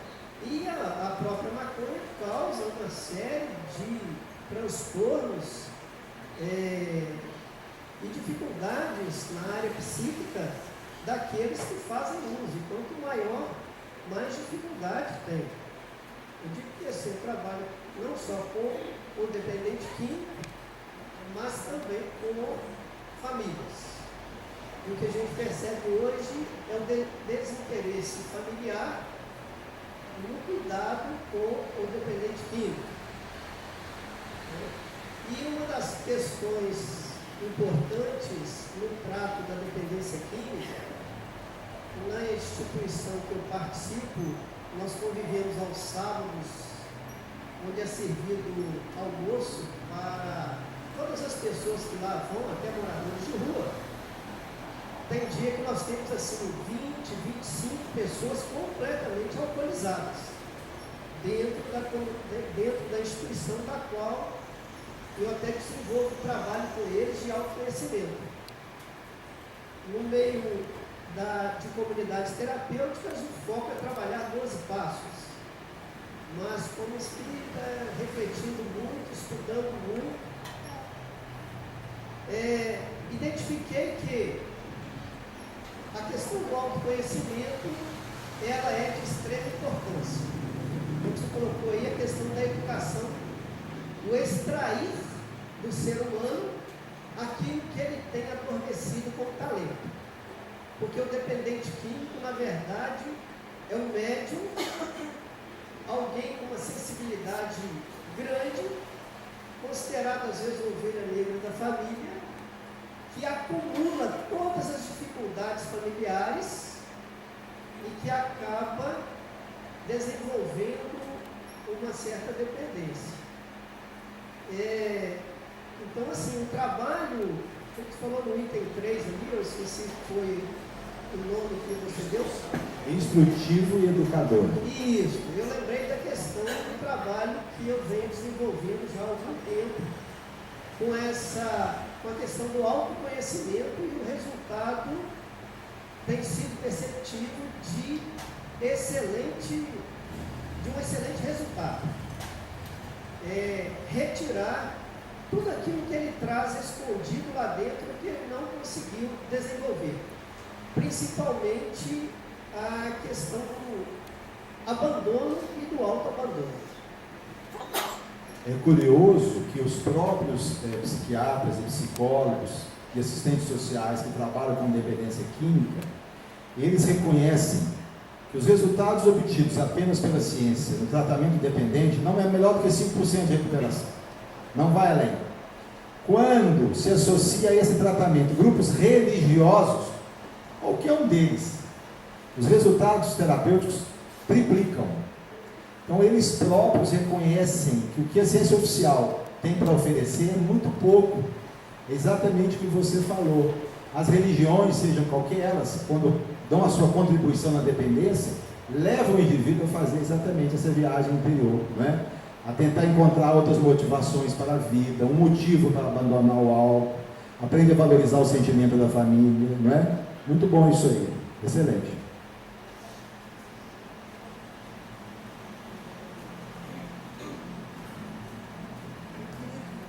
Estava perguntando, né? Sobre a resposta do paciente, né?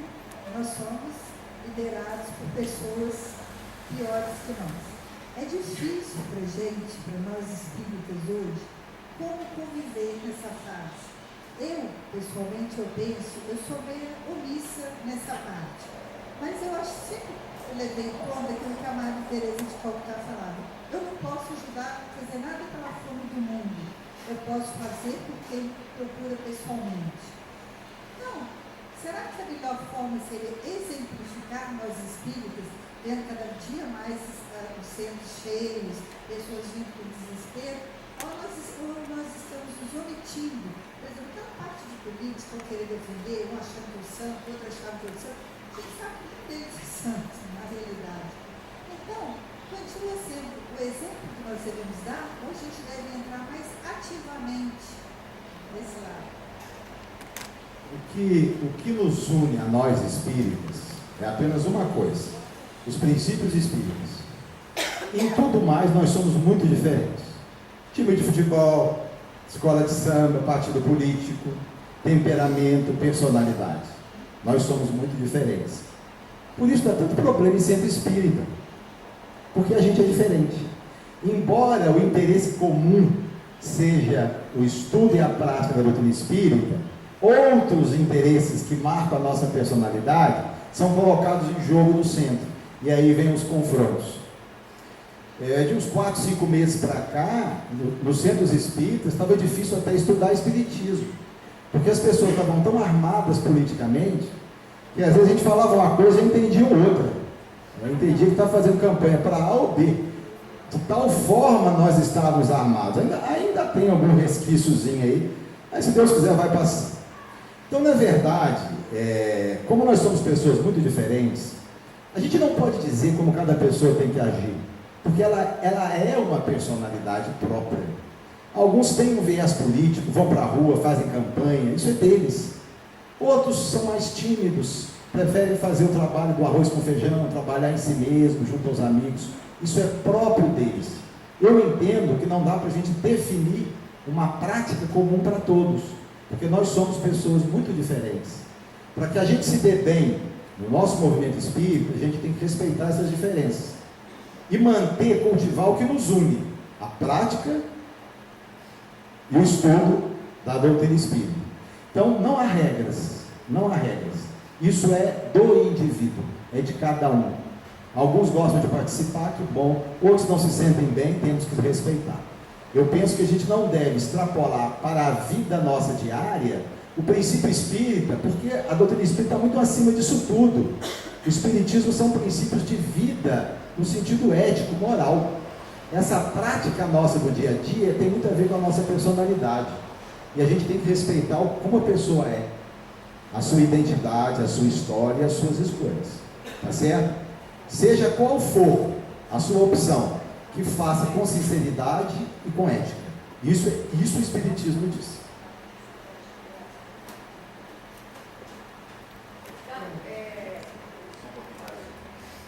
Hoje a gente estudando o aspecto espiritual, aí comentamos aqui hoje, falando sobre o homem ser um ser biopsíquico, sócio espiritual. Então, eu acompanhando isso aqui, eu entendi que, afinal de contas, as enfermidades e o contexto social da pessoa, para influenciar no que ela vai fazer até o final da encarnação, é uma colocação mais científica do que espiritual. Que, afinal de contas, a enfermidade que ele renasceu e o contexto social que ele renasceu já é uma consequência dos comprometimentos anteriores. Então, esse aspecto, afinal, ele justifica para a ciência, não o lado espiritual, né? Nós também temos que admitir, sim, porque eles exercem influência.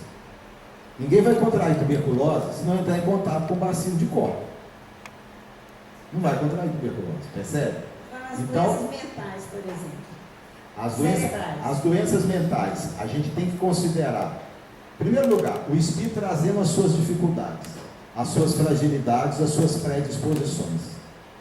Ao lado disso, decepções da vida atual, a questão genética, genes desfavoráveis, traumas emocionais, isso também é importante. Isso não é a causa, mas isso age como um fator predisponente. A gente não pode acreditar que é só o espírito, enquanto encarnado. Desencarnado é. Enquanto encarnado, não. Essa é a ideia da Carta de Goiânia. A gente tem que ver cada um de nós como mais do que um espírito, porque nós estamos sob essa influência. Percebe? Então, o que eu estou querendo dizer é o seguinte, que a gente já renasce com a limitação cerebral por comprometimento. Então, aquilo ali eu teria a chance de estar predisposta a um tratamento que, igual aquele tumor que voltou, aquele caso que o senhor contou. Então, quer dizer, se a pessoa tivesse em acompanhamento, provavelmente a justificativa científica era não chegar ao ponto de apresentar o distúrbio de comportamento novamente. Então, quer dizer, o fato de ele ter renascido com um órgão já agredido pelo comprometimento dele e não ter acompanhado, também já foi uma opção dele, né? Dele próprio, como espírito, de não cuidar daquela dificuldade que ele já renasceu. Sim. A diferença é que a ciência diz que um fator desse é a causa do problema. Nós dizemos que é um dos fatores predisponentes. Um dos fatores predisponentes. A diferença é essa. Porque esse mesmo fator, num outro espírito encarnado, poderia ter uma outra manifestação. O Michael Off, se fosse outra personalidade com tumor no pré-frontal, poderia não assumir um comportamento pedofílico. Possivelmente esse espírito já trazia tendência nessa área e que o tumor fez com que essa tendência se precipitasse. Um outro espírito com tumor na mesma área talvez tivesse outro comportamento. Tá certo? Mas que o tumor tem participação? Tem. Isso a gente não pode negar. Tá bom? Tem a Marlene, depois volta para você. Pode deixar.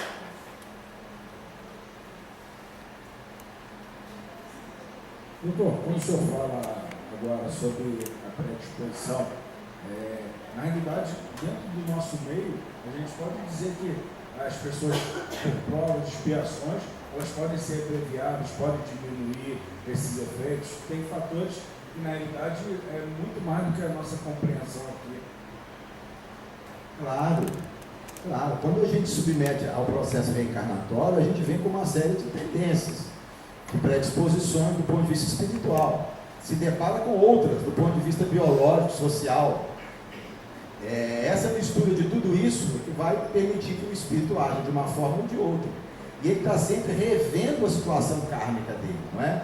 A programação kármica, ela existe, mas ela é fluida, ela é dinâmica. A todo momento nós estamos fazendo e refazendo o karma, com a nossa própria escolha, a nossa própria atitude. Tá certo? Eu poderia vir nessa reencarnação para perder o braço, mas como ele fez coisas boas, a atitude dele que ele evoluiu, cresceu e perdeu uma mão. Exatamente, isso mesmo, isso mesmo. Só complementando isso aí, segundo o pensamento da Joana de Anjos, se tratando das provas, isso é verdadeiro, né? Você pode reduzir as suas provas e tal, dependendo do seu comportamento. Mas ela diz o seguinte, se tratando das expiações, não há isso. Você pode minimizar, mas assim, passar por aquilo com a resignação e tal. Mas você não diminui a sua expiação. É assim? Os grandes dramas, as grandes dores estão previstas. Está no livro dos Espíritos. Sim. As grandes. O que não está previsto são os pequenos aborrecimentos do dia a dia. As grandes dores, as grandes provas estão previstas na ficha kármica. Nós vamos passar por elas. Podemos atenuá-las ou agravá-las em decorrência da nossa atitude. Mas essas grandes dores, dificilmente nós vamos escapar, porque elas são a essência daquela experiência reencarnatória. Né? Então, o que eu queria dizer para perguntar é o seguinte, já está comprovado, né, mais ou menos, de que o tratamento através da espiritualidade, ele tem sido muito mais eficaz que às vezes até o medicamentoso, tá? A ciência tem uma explicação para isso, como que esse sentimento influencia o organismo, tanto a ponto de aliviar um pouco, muito mais que o remédio? A ciência diz que tudo isso se resume a uma só coisa: redução do nível de estresse do indivíduo. Parece que funciona para a ciência? Funciona. Fácil funciona? Pode funcionar. E na religião funciona? Funciona. Por quê? Diminui o nível de estresse. Diminui o estresse, diminui a liberação de cortisona, adrenalina e uma série de consequências de tudo isso. Eles não aceitam que, obviamente, há um fator espiritual interferindo diretamente no corpo e no cérebro. mas que há uma melhora, há. Isso hoje, ninguém tem mais dúvida. Os próprios cientistas ateus admitem. A frequência da religião é bom. O indivíduo ir a uma religião uma vez por semana, ter o hábito de orar e ler a Bíblia de vez em quando, aumenta em 4 anos a sua expectativa de vida. 4 anos é o que melhora o controle do colesterol, 4 anos é o que ganha quem faz exercício. Ou seja, ter uma religião é tão bom para a saúde quanto controlar o colesterol e ter exercício. Quem está falando isso são os ateus. Mas por quê? Por que ela melhora? Porque reduz o nível de estresse. Toda a explicação dele se baseia nisso. Tá certo? Nós entendemos que possivelmente reduz o nível de estresse. Mas há uma influência de fora no campo da vibração, da energia que interfere intimamente nas nossas células. Essa explicação eles não admitem ainda.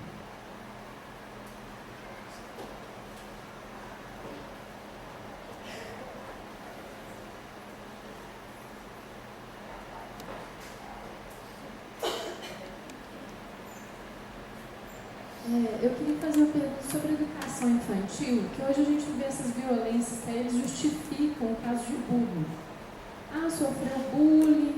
Só que assim, eu observando várias coisas, hoje em dia as crianças têm dificuldade, igual você falou assim, ao invés de ter inveja, eles se preocupar em se melhorar, eu acho que justifica-se com o bullying. Antigamente a pessoa, igual assim, meu tio estava falando, me chamavam de 4 olhos, eu ia lá e quebrava o menino e resolvia o problema. Hoje em dia as crianças, eu vejo até os meus filhos, eles têm dificuldade de resolver problemas. Não é só questão do bullying. Aí eles transformam aquilo ali, a justificativa nessa violência sem motivo. E se for perguntar para ele antes deles se matarem, eu não sei nem se seria inveja, o que é o sentimento deles. Seria um distúrbio no cérebro, porque não investigam os casos de violência gerada pelo bullying. Aí a minha dúvida é assim, às vezes a gente gosta, deu o exemplo lá do mais violento lá do Rio de Janeiro, criado, por exemplo, em uma família toda de bem. Não tem regra, não tem tudo certinho para a gente criar um filho com educação, tudo direitinho. Eu queria saber assim, essa justificativa, igual eu estava vendo também um caso de um chinês, que é o dono da Alibaba, ele contando que ele sofreu mais de 30 rejeições, emprego, várias coisas, e ele transformou aquilo dali e fortaleceu tudo aquilo. Como que pode ser educação ou esse ambiente todo para a gente melhorar isso nas crianças, essa coisa deles resolverem problemas, que a gente explica verbalmente, tenta colocar para eles, mas as crianças de hoje em dia, elas, apesar de elas serem mais inteligentes ou mais questionadoras, elas são mais difíceis de transformar aquilo na prática, na realidade. Elas aprendem muito, são inteligentes, mas na prática parece que elas são mais atrasadinhas do que as pessoas de antigamente que resolviam o problema na hora. Minha esposa, que está aqui presente, já me proibiu de responder coisas sobre educação escolar. Porque educadora é ela, não sou eu. Então não vou responder do ponto de vista da educação na escola. Eu não tenho vivência e nem tenho conhecimento para responder isso daí. Mas pai eu sou, e meus filhos já estão mais velhos, mas a gente lutou com essas mesmas dificuldades. Todo o problema da educação na infância se resume em uma só coisa: o exemplo da atitude dos pais.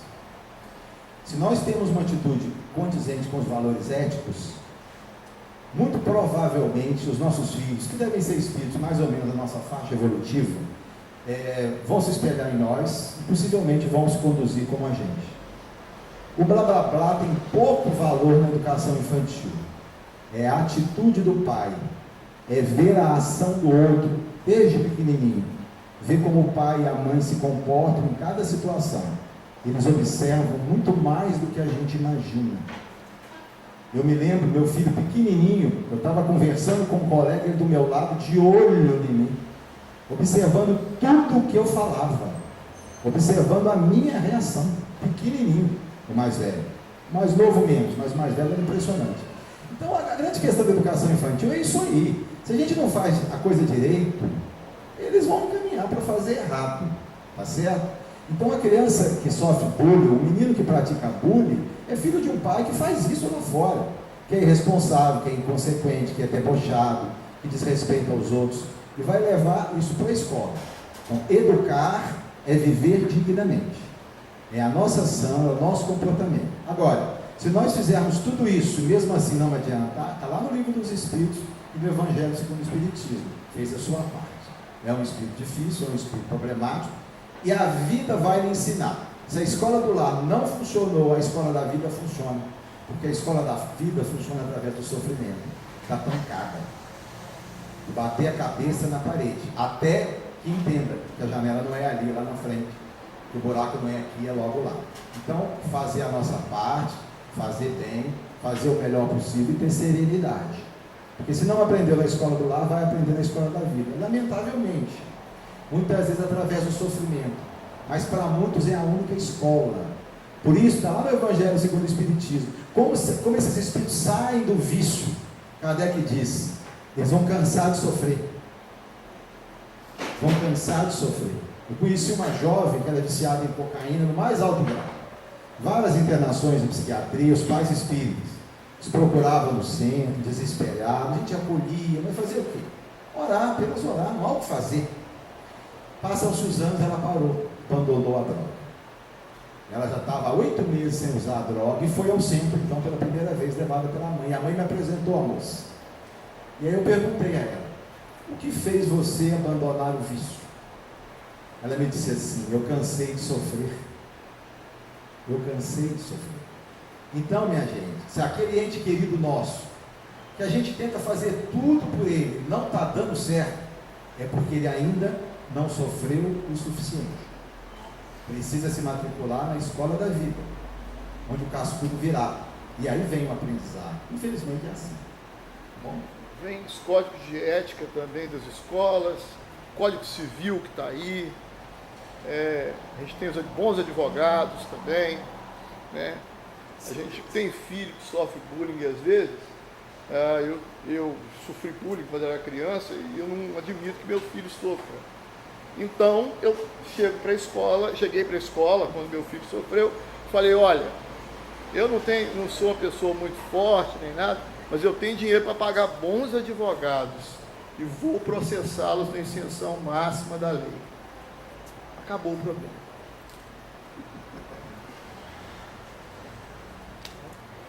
Infelizmente, teve que chegar nesse ponto.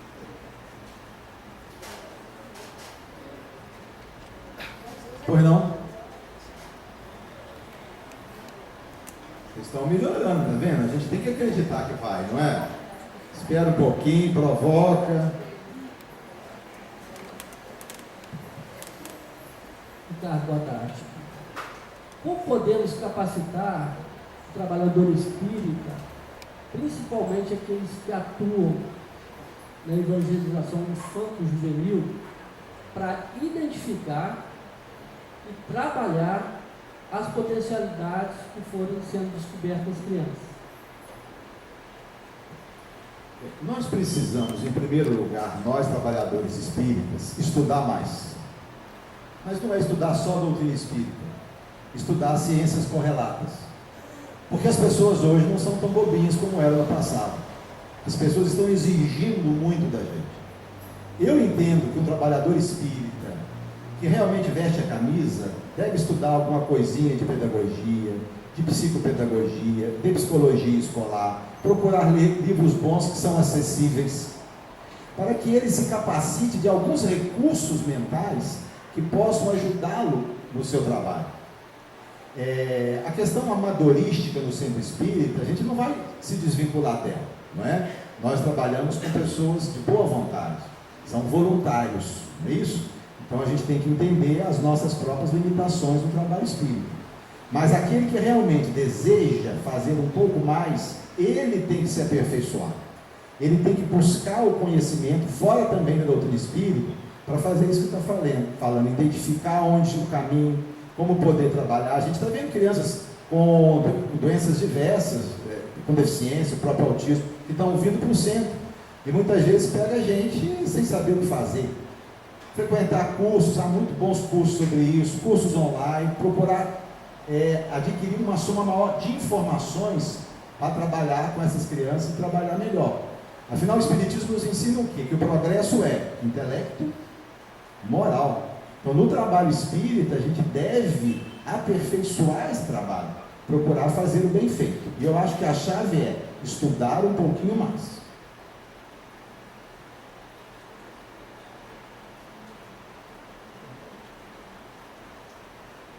Eu quero então agradecer imensamente vocês, dizer que foi uma tarde ótima, espero que vocês tenham aproveitado, não é? Agradecer muito a Marlene, o José, aí, a Anne, os amigos do centro, e que a gente possa seguir na nossa tarefa espírita, estudando, trabalhando com muita sinceridade, tá certo?